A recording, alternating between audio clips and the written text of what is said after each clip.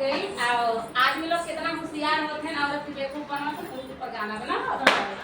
अच्छा लगे तो लाइक कमेंट पे जरूर बता दें।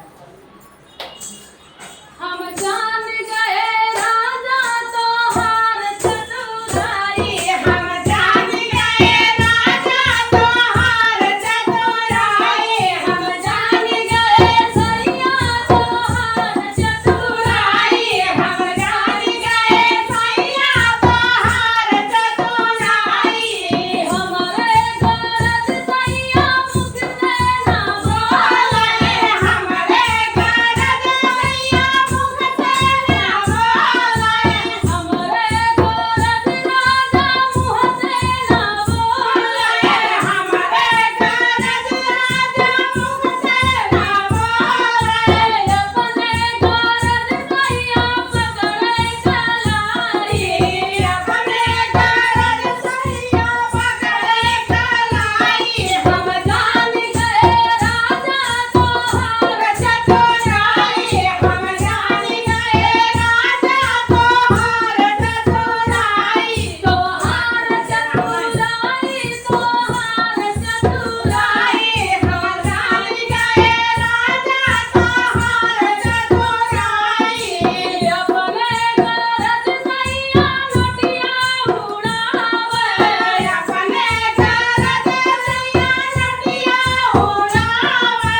हमरे गरज मन कर जोरे कमाई, हमरे गरज मन कर जइबे कमाई। हम जान गए राजा तोहार चतुराई, हम जान गए राजा तोहार चतुराई, हम जान गए सैया तोहार चतुराई, हम जान गए सैया तोहार चतुराई।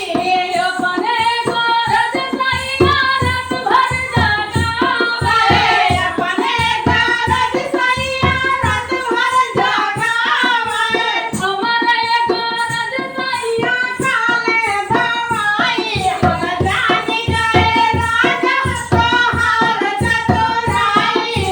हमरे गरज सैया खाले सूते दवाई, अपने गरज सैया रात भर जगावे, अपने गरज सैया रात भर जगावे। हमरे गरज पिया खाले दवाई, हम जान गए राजा तोहार चतुराई, हम जान गए राजा तोहार चतुराई, हम जान गए सैया तोहार चतुराई, हम जान गए सैया तोहार चतुराई। लास्ट वाला हमरे मन लायक नहीं बना।